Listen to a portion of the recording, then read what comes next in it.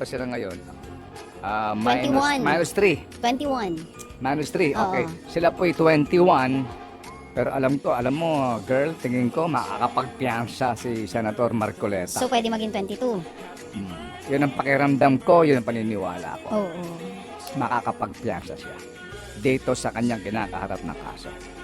Pag ito po ay, kasi kaya ngayon wala pang petisyon sa Supreme Court kasi hindi pa po resolved yung motion to quash nila sa Sandigan Bayan. Hindi pa tapos eh. Wala pang So desisyon. hindi pa sila makakapanik. Oo. Kapag po yan dininay ng Sandigan Bayan, papanik po ng Supreme Court yan at ako, tingin ko po makakakuha siya ng injunction dito at siya po ay makakapag-present in the Senate. Kumanda kayo.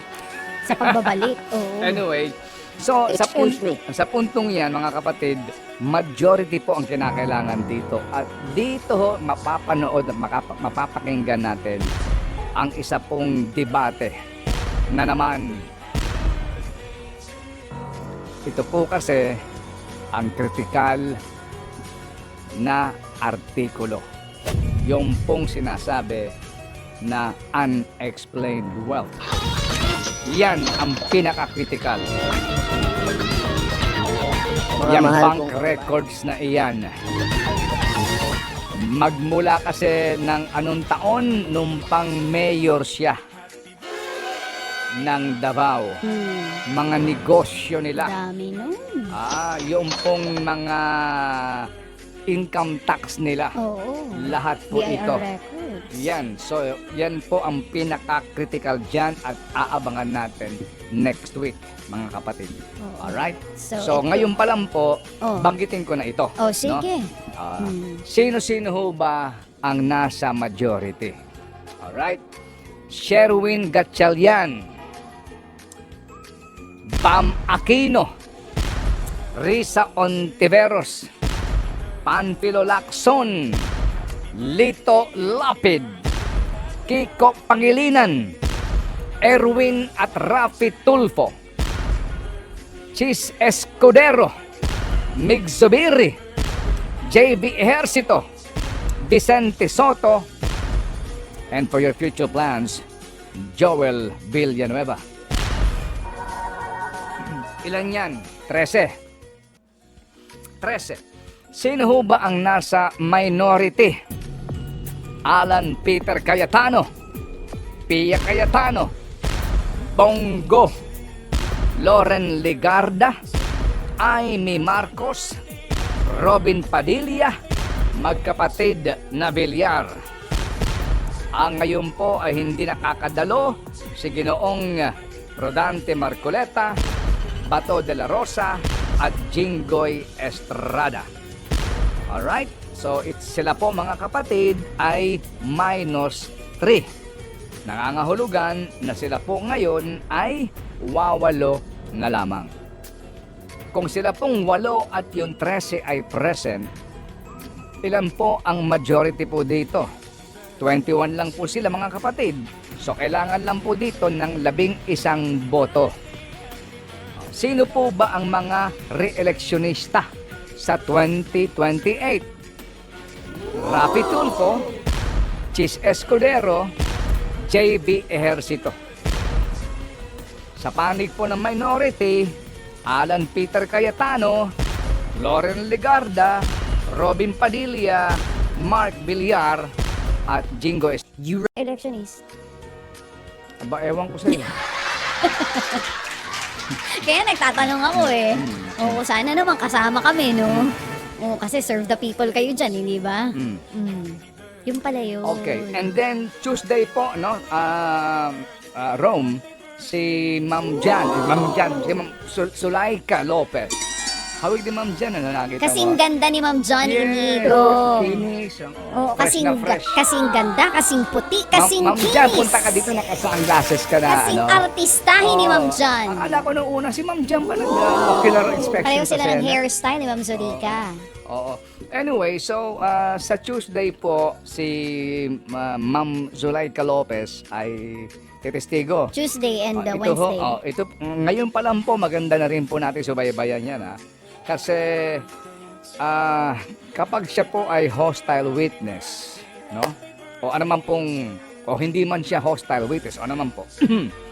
Ano yan, ha? Sana nga po pinag-aralang mabuti ng prosecution ang gamit nito, no?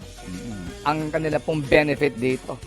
Kasi mahirap po yan. Mahirap po yung sitwasyon, no, ng pagpipresenta kay Attorney Lopez sa napakaraming aspeto.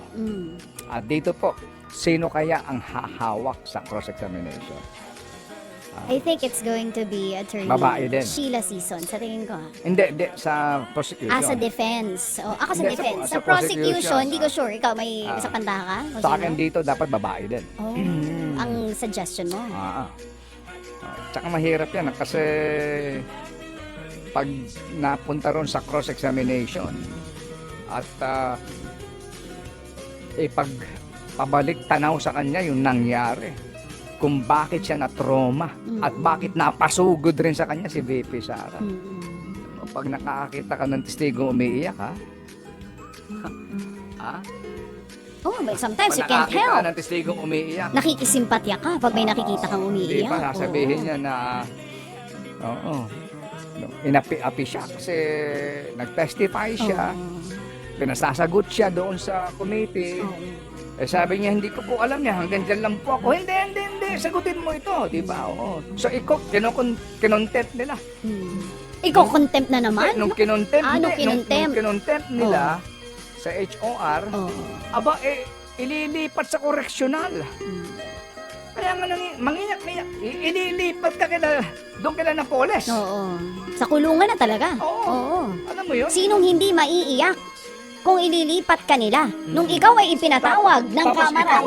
Tapos Hindi ba? ikaw si chief, ikaw ikaw ang patron.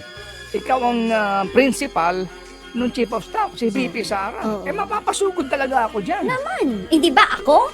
Kung ako man, ang i-contempt, susugod ka rin? Aba, dadalhan kita ng pagkain. Oh, hindi lang. Baka magpa-buffet ka doon. Magpapa-buffet ka doon. Kung ako ay iyong makita sa live stream na umiiyak, hindi ba ikaw? Baka mapamura ka rin, Ted Filon? Ay, Oh. ikaw, kayong lahat. Yan! Oh. Baka mapasabi ka rin na may na-hire kang assassin kahit wala, hindi ba? Oh. Anyway, so palagay ko naman ito'y pinag-isipan nilang mabuti. Sana wag mag-backfire. Hindi ba? Totoo. Oo. Maingat, maselan. Kasi kapag po bumalik doon sa nangyari, kung hindi man nila pupuntahan yan, o puntahan man po ng depensa yan at babalikan, panonoorin natin. Ano ba ang mga pangyayari bago humantong sa pagpupuyos ng galit at salita ni Vice Presidente? Saan ba nagmumula ang lahat ng kanyang galit? O ikaw, kung ikaw si ma'am, paano mo ikikwento yan? Ako ang senador. Kasi ang senador, halos wala ding limit eh. Maliban na lamang kung kinakampihan. Okay. Maliban na lamang kung... Kung nagbibiling counsel, no? Kung babariling At ka. hindi judge. Hindi, kung babariling ka ng presiding officer, di ba? Kabisyon, pangalawa na yan. So, ha? Senator Judge, tatanungin si Madam Zulaika. Okay. Sample. Yung mga salitang, kagaya nung sinabi, mahal naming saksi. Ba, Di ba? Senator Robin Hood yan. Senator Robin Hood yan. Okay, Senator Robin Hood ka. Total, sanay naman sa actingan si Senator Robin Hood. Dating Hindi ko artista yan magagaya eh. ang boses niya. Oh, sige. Gagayahin ko lang yung boses perhaps na nakatatanda sa kanya. Okay. Ito po ay isa lamang pagsasadula at lahat po ng mga kahalintulad na mga pangyayari po sa buhay ng tao ay tinatanggi po ng himpilang ito. Mahal naming saksi, maaari ba nating balikan sa iyo lamang lubos na pagkakaalala? Ano ba ang mga pangyayari nung gabi ng Nobyembre ng 2024? Kung saan po napanood ng mga Pilipino ang isang Vice President Sara Duterte na nanlilisik ang mga mata at nagpupuyos ang galit at napapamura na nagpapahiwatig ng kanyang sama ng loob at nagpapahiwatig ng kanyang damdamin na mukhang wala ng pag-asa ang bayan na ito. Maaari mo bang isalaysay sa hukumang ito ang buong pangyayaring ito ng buong katapatan at ng iyo lamang tanging mga maaalala? Noong gabi, Amin sinasabi sa iyo, ay di pala ako. Mahal namin saksi, binibigyan ka namin ng sapat na oras. Magsalita ka. noong gabi yun, Your Honor, nagulat po ako sa gusto nilang mangyari. Ako po, bilang isang government employee, ay ginagampanan lang po ang aking trabaho. Nung ipatawag po ako ng kamera, pumunta po ako doon na walang halong pagdududa. Kaya nagtataka ako kung bakit kinakailangan na i-contempt ako at kung bakit kinakailangan na mula sa kamera ililipat ako ng koreksyonal. Ano po ba ginawa kong kasalanan? Humarap naman po ako sa kanila. Wala naman po akong kinuha. Sasagot lang naman po ako, hindi po ba sa mga tanong nila? Ginoong Bakit Pangulong po ako Tagapamahala. ililipat sa kulungan? Ginoong Pangulong Tagapamahala. Gusto ko lamang ilagay po sa record ng paglilitis na ito. Nalubos po ang paghagulgol ng ating mahal na saksi. Umiyak ka pa! Sino pong hindi maiiyak sa nangyaring yun? At bilang aking supervisor, si VP Sara po, nang malaman niya yon, may aalis niyo po ba sa kanya na mag-alala po sa akin? Wala po akong kinalaman sa gulong ito. Chief of staff lang po ako eh. Tapos ikukulong niyo po ako. Hindi ko po alam kung bakit po umabot sa ganito, Your Honor. Kung kayo po malagay po sa alanganin ang inyo pong mga empleyado, ano po bang gagawin niyo?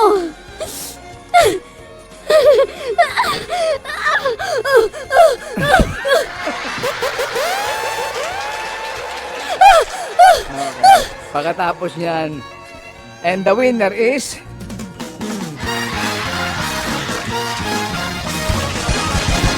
Sabi ko sa inyo, kung tinuloy yun, may luha. May luha yun sa pelikulang Blood Bath. Hindi, ang ganda. Wala na namang kita ang Netflix sa susunod na linggo. Lokaret. Oh. Ingat po kayo ha. Ingat dito ho sa mga pag-iimbita ng mga testigo ha. Sa... paano yan kung si Melvin Matibag ang humarap?